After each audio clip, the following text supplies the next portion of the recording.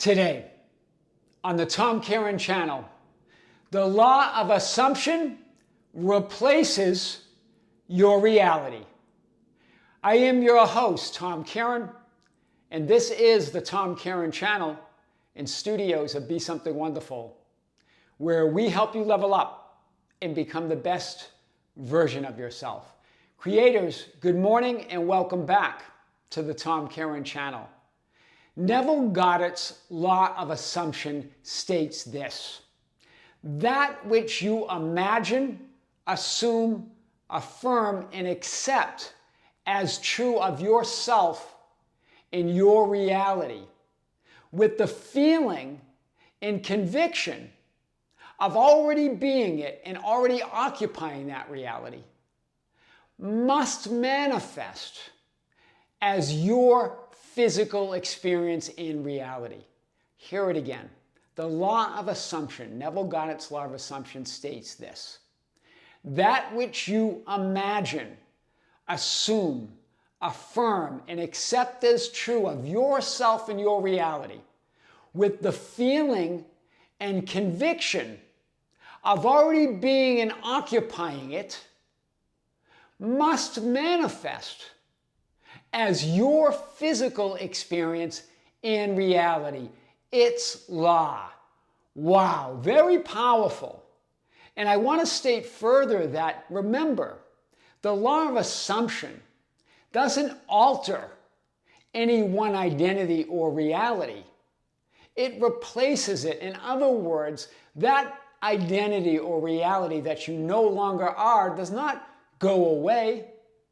You have just replaced it. You have occupied another version of you, another version of reality. You don't change the world, you replace it. You don't change or alter, in other words, alter outcomes.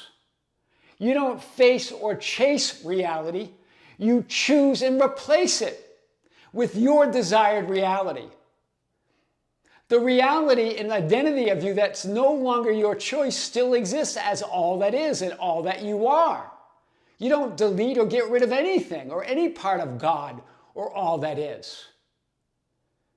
And you might say, well, okay, like as two of you wrote to me and said, wow, they had two different subscribers, two different creators were writing about a specific experience they had. One of you was on an elevator and you had that feeling, that sensation that you're now that person that you desire to be. This was with respect to a specific person.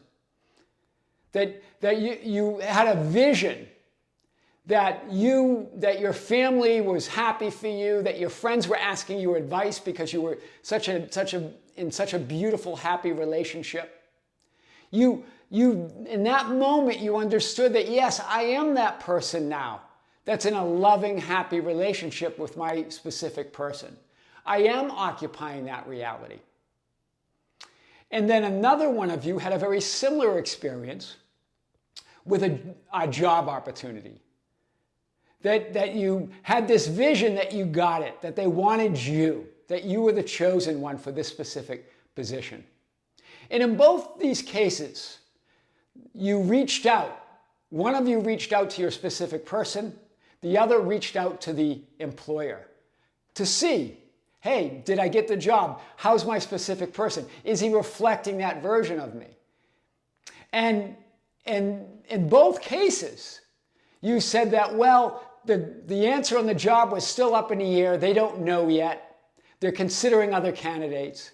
And with the specific person, he was showing behaviors of that unwanted version, that unwanted reality. What's going on there? Well, we're going to unpack this today like we never have before. I want to remind you that when you shift to your new identity, to that new reality, when you choose to be that new version of you, you're not getting rid of that old version. You're not getting rid of that old reality. It exists and will always exist. It must. That's the great law of opposites, the great law of polarity. How do you know you moved unless you move from something to something? Do you see this? Remember what the ancients said, be still and know that I am God. Stillness is that absolute state of knowing that you are God and there is no other. The one great reality, the one great divine mind. That's the knowing. The movement is that knowing yourself experientially. It's the beingness. It's God knowing itself experientially, being God. That creates the polarity. Movement and change creates polarity. Creates the idea that you moved from something else. It's nothing to run away from. It's to be embraced and celebrated. Think about this. Be still and know that I am God. God is that great stillness, that great isness. And you might want to call the first polarity, the primal polarity, as Thomas Troward talked about it. The primal polarity is that movement, the Son of God, creating that one divine mind, that beingness.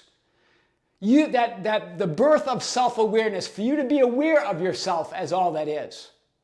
So embrace that. So just because that specific person that you believe that they were showing behaviors, or that employer was saying they're still uncertain, means nothing. It means you moved.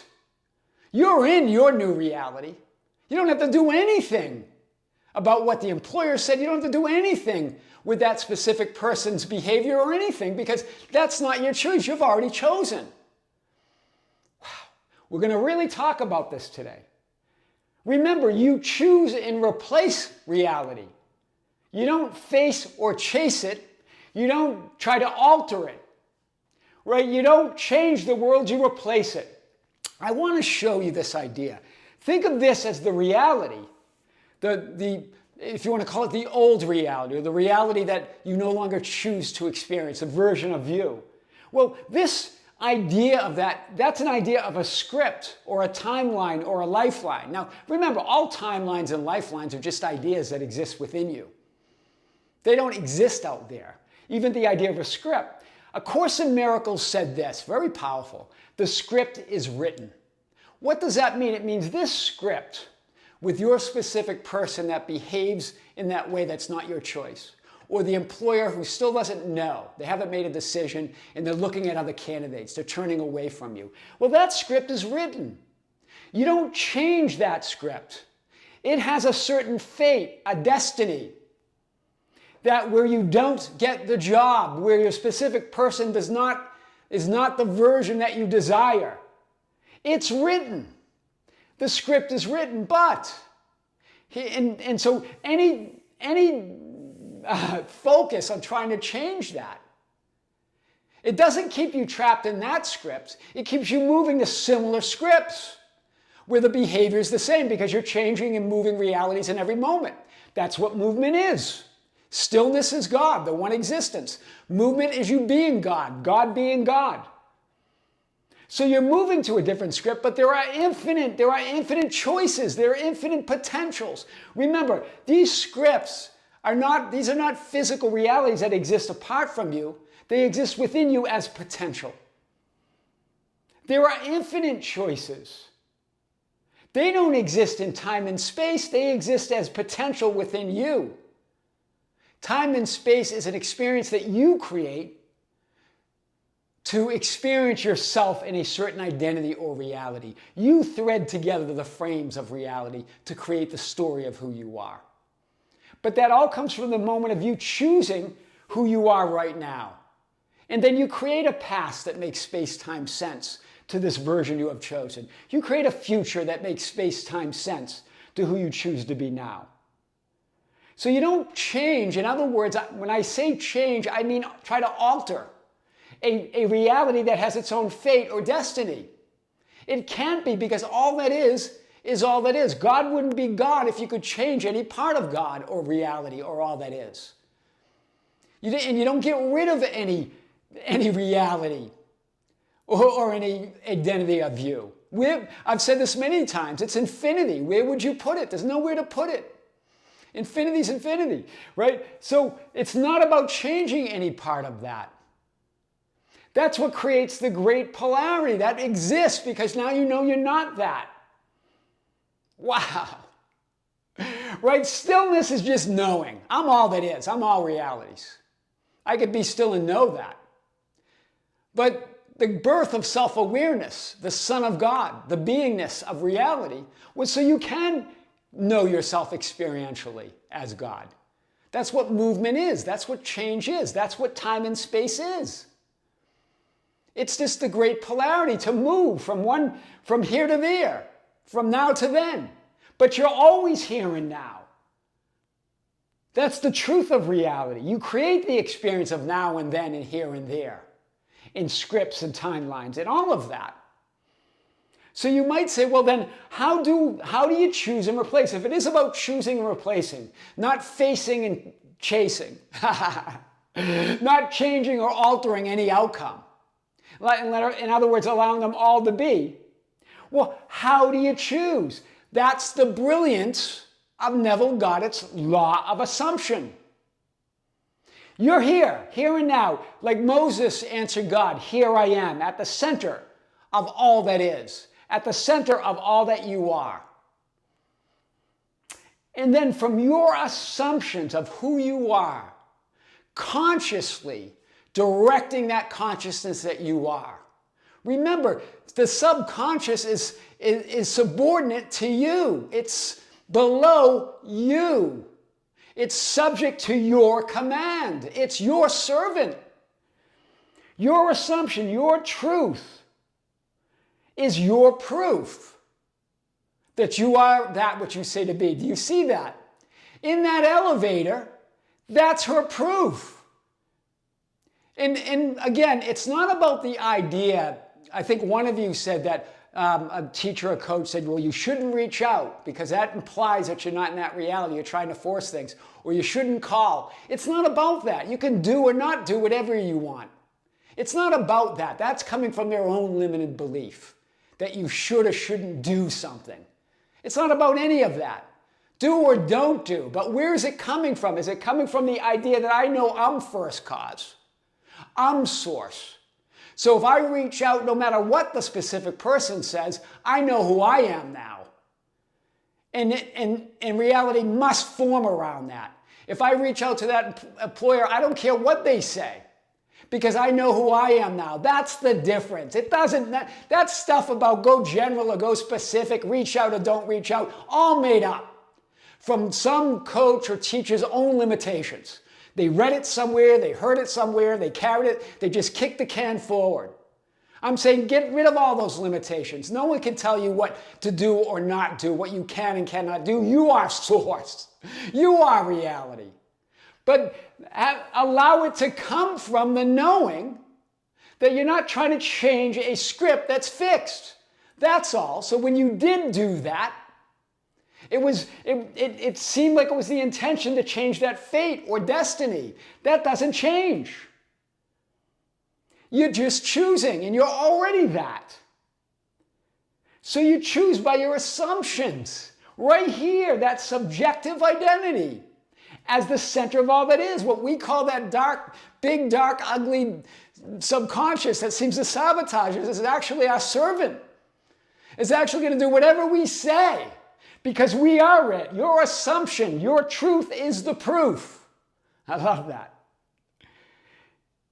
Remember, this is you. All it is, all of these lies or identities exist here and now. You don't get rid of any one of them. Each one superimposed over the other, coming from in you having a certain viewpoint or vantage point. Same with the frames or the experiences or the images. All of them, one over another, and you deciding. It's not mere belief or blind faith. Right? Belief requires proof, outside proof or evidence. Assumption and knowing, you're the proof. Your truth is the proof. And it's not blind faith, coming from the idea that I just don't know, maybe or maybe not, I'm just going to believe anyway. You know now that you're the center. Here I am. You are not only the operant power, as Neville Goddard and other spiritual teachers say, and as a lot of the teachers and coaches teach, But we go beyond that. You are all the power. Yes, you're the operant power, but you're all the power. You're all the reality there is. All that is, the power and potential to be anything, you're the center of it. Wow. So in both of those cases, you're both still and have always been that person that you desire to be. It doesn't matter what the employer says. It doesn't matter what your specific person says. That script's written. That fate's done. It's destiny. But there are infinite choices and potential of who you desire to be. You're moving in every moment. You don't have to do anything with that. It's just the law of polarity, the law of opposites. Of course, you moved to this new identity. So you moved from where? From there. From that specific person that's behaving oddly. Yeah, I moved from there. From that employer that says we haven't made a decision yet. Good. Now I know I moved. Do you see the power we're talking about here? Remember the primal polarity of God. God is. God moved over the waters. In other words, God moved upon itself and created this great beingness of self-awareness that we call God's Son or Christ consciousness, or you as all that is. And you might say, well, then how do I do it? But your assumptions, that's the brilliance of the law of assumption. Your truth is the proof. Don't look out at secondary causes, secondary conditions, secondhand beliefs, secondhand manifestations. You are source. You are all that is. I am your host, Tom Kearin, and this is the Tom Kearin channel and studios of Be Something Wonderful, where we help you level up and become the best version of yourself. Creators, be sure to check out the Tom Kearin channel. We just released a big video there. Just to note that we've been playing with releasing vault videos, older videos from our video vault for both channels. We're now going to organize this, and we're going to call it Throwback Thursday, as we have been. But we're going to, on both channels, we're going to release a vault video. Something that, one of the most, a very powerful video that you may have forgotten about. Maybe you've never even have seen it or watched it. And we're going to release those on Thursdays on both the Be Something Wonderful channel and on the Tom Kearin channel. So you get a chance to relive, revisit this powerful content, right? We have thousands of videos, but we're going to release we're going to revisit the vault on Thursdays. Creators, with great love, with great light, and infinite gratitude, this is Tom Kearin here on the Tom Kearin channel in the studios of Be Something Wonderful. Until next time, we'll see you soon.